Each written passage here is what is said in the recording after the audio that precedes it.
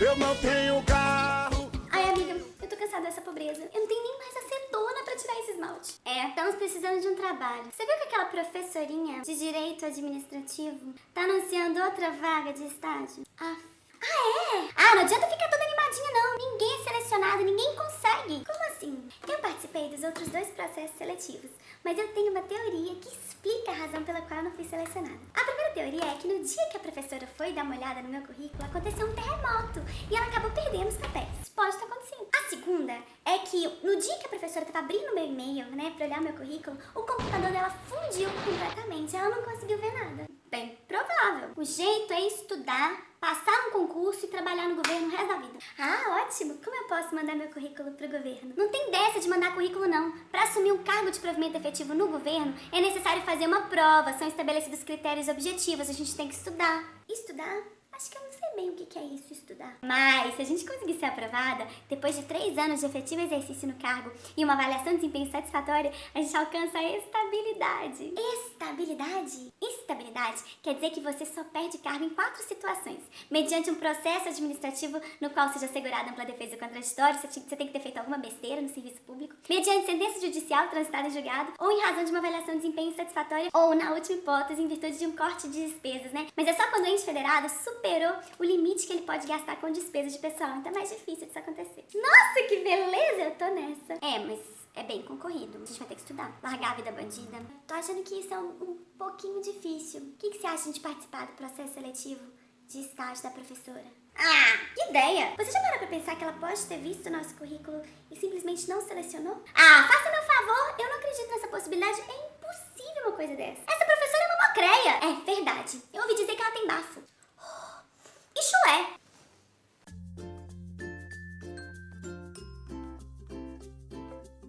Olá, pessoal! Hoje eu quero falar com vocês sobre o aspecto mais importante da matéria de agentes públicos. Eu vou falar com você sobre o conceito de agente público e formas de provimento. Esses são os aspectos mais cobrados dessa matéria. Mas antes de começar, eu quero que você deixe a sua curtida, compartilhe esse vídeo, inscreva-se no canal e ative as notificações para que você possa acompanhar esse canal que traz dicas da matéria de Direito Administrativo e Direito Constitucional de uma forma mais simples, divertida, mas sem deixar de fora nenhuma questão. O que eu quero é tornar o entendimento dessa disciplina algo mais fácil para você, mas que você tenha total capacidade de responder qualquer questão de prova. Toda a minha metodologia foi desenhada com base numa estatística de milhares de questões que não existem no mercado, não estão disponíveis no mercado, estatísticas como essas. Então aproveitem essa chance aqui. Vamos lá! Agentes públicos. O que é agente público? Agente público, pessoal, é todo aquele que atua em nome do Estado. Ainda que transitoriamente, ainda que sem remuneração, correto?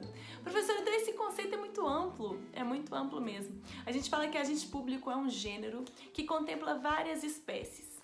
Quais espécies? Os agentes políticos, os particulares que atuam em colaboração com o Estado, aqueles que possuem um cargo de provimento efetivo, aqueles que possuem um cargo de provimento em comissão, os empregados públicos, aqueles que foram contratados temporariamente pela administração pública. Todas essas espécies estão inseridas dentro desse grande gênero de agentes públicos. Vamos falar um pouquinho sobre eles rapidamente para eu falar um pouquinho das formas de provimento, não posso deixar de falar. Agentes públicos, então, quem está inserido aí nessa categoria? Os agentes políticos. Quem são os agentes políticos? Aqueles que ingressaram na máquina pública através das eleições, em regra. Porque nós sabemos que o presidente, o prefeito, o governador são agentes políticos? São. Entretanto, aqueles que se encontram no alto escalão do governo, que não ingressaram na máquina pública através das eleições, que foram nomeados para exercício de um cargo em comissão de alto escalão, também são considerados agentes políticos. Quem são eles? Os secretários de Estado, os secretários municipais, os ministros também são considerados agentes políticos. Além disso, parte da doutrina entende que os membros do Ministério Público, membros do Tribunal de Contas, também são agentes políticos. Lembrem-se disso. Ok, além dos agentes políticos, quem mais está inserido nessa grande categoria de agentes públicos? Os militares. Militares são servidores que ocupam um cargo de provimento efetivo.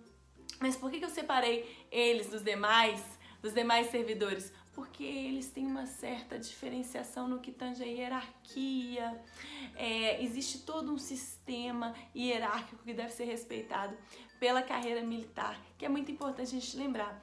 O militar também contribui para o regime próprio de previdência do servidor. Professor, o que é regime próprio de previdência do servidor? É um regime próprio de previdência do servidor. Que servidor, professor? O servidor que ocupa um cargo de provimento efetivo.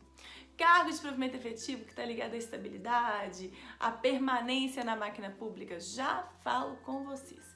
Beleza, então tem os agentes políticos, os militares, os particulares que atuam em colaboração com o poder público.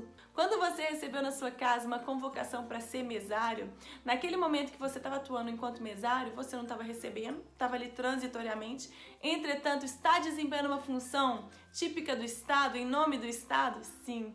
Então naquele momento você é considerado um agente público? Sim, ainda que sem remuneração. É o mesmo que acontece com o júri, se você for convocado para compor o tribunal de júri.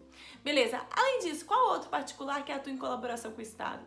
Aqueles particulares que celebram com a administração pública contratos de concessão e permissão. Contratos de concessão e permissão são aqueles contratos mediante o qual o Estado transfere para uma empresa privada a prestação de um serviço público. E aquela empresa privada vai prestar aquele serviço e vai ser remunerada pelo usuário, que vai pagar uma contraprestação que a gente chama de tarifa, correto? Quando aquela empresa privada está prestando um serviço público, ela está atuando enquanto Estado, prestando um serviço público, correto? E aí, professora, se ela está prestando um serviço público, ela é considerada um agente público naquele momento. Também é particular que atua em colaboração com o Estado, você aí, um agente necessário que verificou uma grande calamidade pública, que quer ajudar a população, por exemplo, no que aconteceu aqui no município de Mariana, em Minas Gerais. Muitas pessoas se comoveram com a situação e quiseram ajudar o próximo. Naquele momento você está o quê? Atuando em colaboração com o Estado, é sim considerado um agente público. Ok. Além disso, aqueles servidores que ocupam cargos de provimento efetivo. Cargo de provimento efetivo. O E de efetivo vem de E de estabilidade. É aquele cargo que decorre de um vínculo estatutário que a administração pública vai travar com aquele servidor. Você estudou durante anos, foi aprovado... Estudou durante anos não, corrigindo. Estudou durante um tempinho, alguns meses. Foi aprovado no concurso público.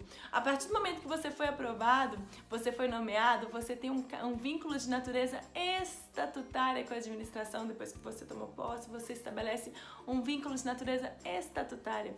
O que é vínculo de natureza estatutária? O estatuto, gente, é uma lei da carreira. Então, você assumiu o cargo de delegado, existe uma lei que estabelece as competências do delegado, as obrigações, as atribuições, correto? E essa lei, esse estatuto da carreira, que estabelece o vínculo que você vai ter com o Estado, com a máquina pública, beleza?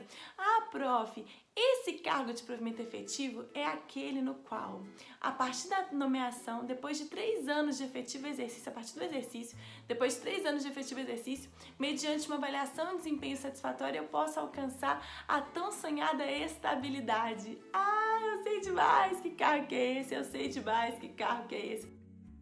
Professora, quando eu alcanço a estabilidade, eu nunca mais vou perder meu cargo? Não quer dizer que você nunca mais vai perder seu cargo, não. Você pode perder seu cargo em 4 situações.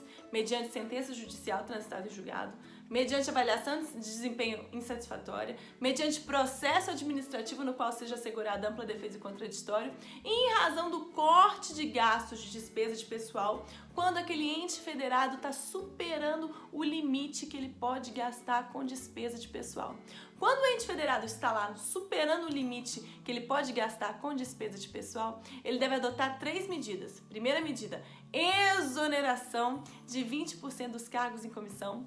Segunda medida, exoneração dos servidores que têm um cargo de provimento efetivo, mas ainda não são estáveis, aqueles que estão no estágio probatório. Terceira medida, exoneração de servidores estáveis, ou seja, fique esperto, ainda tem essa possibilidade, beleza? Ok, professor, entendi. Cargo de provimento efetivo, você falou que é mais importante, eu tô entendendo. Cargo de provimento em comissão, prof, o que é isso? É aquele, pessoal, no qual o detentor não precisou fazer prova, não precisou ser aprovado em concurso público. Qualquer pessoa pode ser nomeada para um cargo em comissão.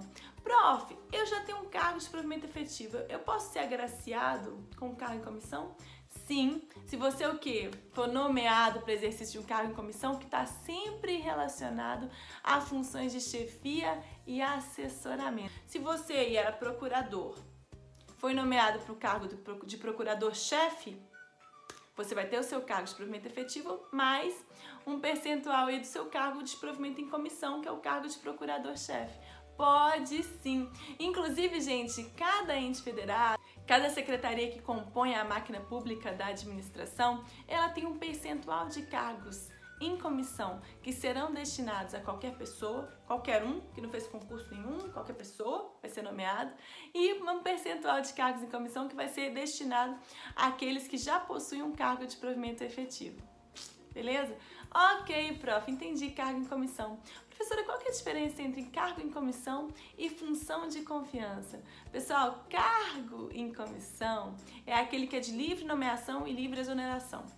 O poder público, a administração pública, o seu chefe aí pode nomear qualquer pessoa que ele quiser e exonerar a qualquer tempo. A função de confiança, por sua vez, também é de livre nomeação e livre exoneração. Entretanto, a função de confiança só vai ser destinada àquelas pessoas que já têm um cargo de provimento efetivo com a máquina pública. Somente essas pessoas poderão aí desempenhar uma função de confiança.